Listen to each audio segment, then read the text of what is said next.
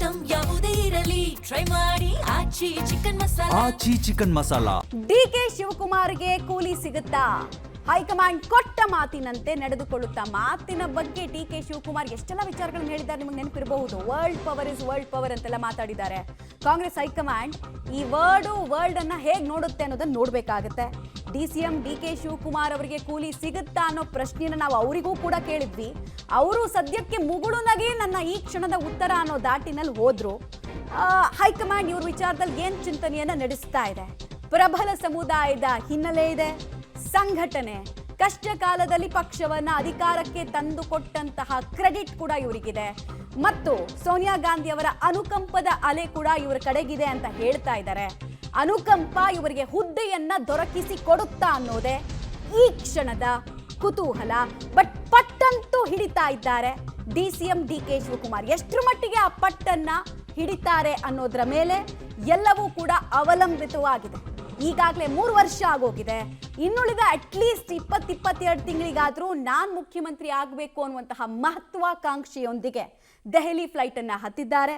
ಇವರ ಪಾಲಿಗೆ ಮುಖ್ಯಮಂತ್ರಿ ಹುದ್ದೆ ಅನ್ನೋದು ನಿಲುಕದ ನಕ್ಷತ್ರವಾಗುತ್ತಾ ಅಥವಾ ಹುದ್ದೆ ಸಿಗುತ್ತಾ? ಕುತೂಹಲ. ಡೀಟೇಲ್ಸ್ ಕೊಡ್ತಾರೆ ಶಬೀರ್. ನಿಲುಕದ ನಕ್ಷತ್ರನ ಡಿಸಿಎಂ ಪಾಲಿಗೆ ಸಿಎಂ ಹುದ್ದೆ ಅನ್ನೋದು ಅಥವಾ ದಕ್ಕಿಸಿಕೊಳ್ತಾರ ಅನ್ನೋ ಪ್ರಶ್ನೆ ಪಟ್ಟು ಸಹಜವಾಗಿ ಹಾಕ್ತಾರೆ. ಯಾವ್ಯಾವ ಪಟ್ಟು ವರ್ಕೌಟ್ ಆಗಬಹುದು ಅಥವಾ ಕೈ ಹಿಡಿಬಹುದು ಅಂತ ಅನ್ಸುತ್ತೆ? ನೋಡಿ, ಡಿ ಕೆ ಶಿವಕುಮಾರ್ ಅವರು ಕಳೆದ 7-8 ತಿಂಗಳಲ್ಲಿ ಇಂತಹ ಪಟ್ಟನ್ನು ಪ್ರಯೋಗಿಸಿಲ್ಲ ಅಥವಾ ಇಂತಹ ಅಸ್ತ್ರವನ್ನು ಪ್ರಯೋಗಿಸಿಲ್ಲ ಅಂತೂ ಅಲ್ಲ.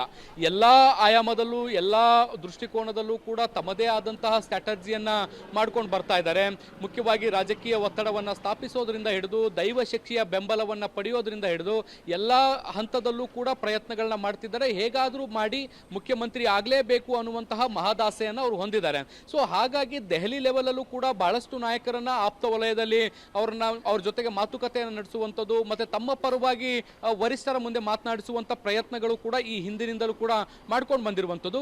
ಮುಖ್ಯವಾಗಿ ಡಿ ಕೆ ಶಿವಕುಮಾರ್ ಅವರು ನಂಬ್ಕೊಂಡಿರುವಂಥದ್ದು ಈ ಸೋನಿಯಾ ಗಾಂಧಿ ಅವರು ನನ್ನ ಪರವಾಗಿ ಬೆಂಬಲಕ್ಕೆ ನಿಲ್ಲಬಹುದು ಅನ್ನುವಂತಹ ಒಂದು ಅಭಿಪ್ರಾಯ ಅವರಲ್ಲಿ ಇರುವಂಥದ್ದು. ನೋಡಿ, ಇದಕ್ಕೆ ಫಾರ್ ಎಕ್ಸಾಂಪಲ್ ಯಾಕೆ ಅವರಿಗೆ ಇಷ್ಟು ಸೋನಿಯಾ ಗಾಂಧಿ ಅವರ ಮೇಲೆ ಭರವಸೆ ಅಂದರೆ, ಈ ಹಿಂದೆ ಇಡಿ ಪ್ರಕರಣ ಒಂದರಲ್ಲಿ ಅರೆಸ್ಟ್ ಆದಂಥ ಸಂದರ್ಭದಲ್ಲಿ ಡಿ ಕೆ ಶಿವಕುಮಾರ್ ಅವರನ್ನ ಸೋನಿಯಾ ಗಾಂಧಿ ಅವರು ಭೇಟಿ ಆಗ್ಲಿಕ್ಕೆ ಹೋಗಿರ್ತಾರೆ. ಆ ಸಂದರ್ಭದಲ್ಲಿ ಪಕ್ಷ ನಿಮ್ಮನ್ನ ಸೂಕ್ತ ಸಮಯದಲ್ಲಿ ದೊಡ್ಡ ಹುದ್ದೆಗೆ ತಲುಪಿಸುತ್ತೆ, ನಿಮ್ಮ ಕಷ್ಟಕ್ಕೆ ಅಥವಾ ನಿಮ್ಮ ಶ್ರಮಕ್ಕೆ ಪ್ರತಿಫಲ ಸಿಗುತ್ತೆ ಅನ್ನುವಂತ ಒಂದಷ್ಟು ಮಾತುಗಳನ್ನು ಆಡಿರ್ತಾರೆ. ಸೊ ಹೀಗಾಗಿ ಆ ಪ್ರತಿಫಲದ ಮಾತು ಅಥವಾ ಪ್ರತಿಫಲ ಈಗ ನನಗೆ ಸಿಗಬಹುದಾ ಅನ್ನುವಂಥದ್ದು ಈಗ ಸದ್ಯಕ್ಕೆ ಡಿ ಕೆ ಶಿವಕುಮಾರ್ ಅವರ ನಿರೀಕ್ಷೆ ಇರುವಂಥದ್ದು. ನೋಡಿ, ಈ ಹಿಂದೆ ರಾಜ್ಯದಲ್ಲಿ ಕಾಂಗ್ರೆಸ್ ಸರ್ಕಾರ ಆಡಳಿತಕ್ಕೆ ಬಂದಂತ ಸಂದರ್ಭದಲ್ಲೇ ನಾನು ಮುಖ್ಯಮಂತ್ರಿ ಆಗಬೇಕು ಅನ್ನುವಂಥ ನಿಟ್ಟಿನಲ್ಲಿ ಪಟ್ಟನ್ನ ಡಿ ಕೆ ಶಿವಕುಮಾರ್ ಅವರು ಹಿಡ್ಕೊಂಡು ಕೂತಿದ್ರು. ಆದ್ರೆ ಹೈಕಮಾಂಡ್ ಅವರಿಗೆ ಮನವೊಲಿಸಿತ್ತು ಮತ್ತೆ ಒಂದು ಭರವಸೆಯನ್ನು ಕೊಟ್ಟಿತ್ತು. 50-50 ಫಾರ್ಮುಲಾದಲ್ಲಿ ನಾವು ಡಿವೈಡ್ ಮಾಡ್ತೀವಿ ಅಧಿಕಾರ ಅನ್ನುವಂಥ ನಿಟ್ಟಿನಲ್ಲಿ ಹೇಳಿತ್ತು ಅಂತ ಹೇಳಲಾಗ್ತಾ ಇರುವಂಥದ್ದು. ಈಗ ಡಿ ಕೆ ಶಿವಕುಮಾರ್ ಅವರು ಕೂಡ ಅದೇ ಮಾತನ್ನ ಹೈಕಮಾಂಡ್ಗೆ ಪದೇ ನೆನಪಿಸುವಂತ ಕೆಲಸವನ್ನ ಮಾಡ್ತಿದ್ದಾರೆ. ಆ ಮೂಲಕ ಮುಖ್ಯಮಂತ್ರಿ ಹುದ್ದೆ ಅನ್ನುವಂಥದ್ದು ನನ್ನ ಆಸೆ ಅಲ್ಲ, ಹಕ್ಕು ಅನ್ನುವಂಥ ನಿಟ್ಟಿನಲ್ಲಿ ಪ್ರತಿಪಾದಿಸುವಂತ ಕೆಲಸಗಳನ್ನ ಕೂಡ ಮಾಡ್ತಾರೆ. ಆದ್ರೆ ರಾಹುಲ್ ಗಾಂಧಿ ಈ ಒಂದು ಆಯಾಮಕ್ಕೆ ಅಥವಾ ಈ ಒಂದು ಡಿಮ್ಯಾಂಡ್ಗೆ ಒಪ್ಪಿಕೊಳ್ತಾರ ಅನ್ನುವಂಥದ್ದು ಸದ್ಯಕ್ಕಿರುವಂತ ಮಾತುಗಳು. ರಾಜಕೀಯ ವಲಯದಲ್ಲಿ ಒಂದು ಚರ್ಚೆಗಳು ಸಾಮಾನ್ಯವಾಗಿ ಕೇಳಿ ಬರ್ತಾ ಇರುತ್ತೆ. ಸಿದ್ದರಾಮಯ್ಯ ಅವರ ಪರವಾಗಿ ರಾಹುಲ್ ಗಾಂಧಿ ಅವರು ನಿಂತ್ಕೋತಾರೆ ಆಗಾಗ್ಗೆ ಅನ್ನುವಂತಹ ನಿಟ್ಟಿನಲ್ಲಿ. ಸೊ ಹೀಗಾಗಿ ಈ ಹಂತದಲ್ಲಿ ಏನಾಗುತ್ತೆ ಅನ್ನುವಂಥದ್ದು, ಸಿದ್ದರಾಮಯ್ಯ ಅವರು ಕೂಡ ತಮ್ಮ ಆಪ್ತ ವಲಯದಲ್ಲಿ ಕೆಲವು ಕಡೆ ಹೇಳ್ಕೊಂಡಿದ್ದಾರೆ. ರಾಹುಲ್ ಗಾಂಧಿ ಅವರು ಕೇಳಿದ್ರೆ ಮಾತ್ರ ನಾನು ರಾಜೀನಾಮೆ ಕೊಡ್ತೀನಿ ಅನ್ನುವಂಥ ಮಾತನ್ನ ಹೇಳಿದ್ರಂತೆ. ಸೊ ಹೀಗಾಗಿ ರಾಹುಲ್ ಗಾಂಧಿ ಅವರು ಈಗ ನೀವು ಕುರ್ಚಿ ಖಾಲಿ ಮಾಡಿ ಅನ್ನುವಂಥ ಸೂಚನೆಯನ್ನ ಕೊಡ್ತಾರಾ? ಕಾದ್ ನೋಡ್ಬೇಕು. ಮಮತಾ, ಆಮೇಲೆ ಇನ್ನೊಂದು ಇಂಪಾರ್ಟೆಂಟ್, ರಾಹುಲ್ ಗಾಂಧಿ ಅವರು ಮಾತ್ರ ಕೇಳಿದ್ರೆ ನಾನು ರಾಜೀನಾಮೆ ಕೊಡೋದಕ್ಕೆ ರೆಡಿ ಅಂತ ಯಾಕೆ ಹೇಳಿದ್ರು ಮುಖ್ಯಮಂತ್ರಿ ಅಂದ್ರೆ, OBC ಅನ್ನೋ ಪೊಲಿಟಿಕಲ್ ಕರೆನ್ಸಿ ಮೇಲೆ ಅತಿ ಹೆಚ್ಚು ಅವಲಂಬನೆ ಆಗಿದ್ದಾರೆ ಸಿಎಂ ಸಿದ್ದರಾಮಯ್ಯ ಅವರು. ಆ ಡೀಟೇಲ್ಸ್ ಮುಂದಿನ ಹಂತದಲ್ಲಿ ಹೇಳ್ತಾ ಹೋಗ್ತೀನಿ ನಿಮಗೆ.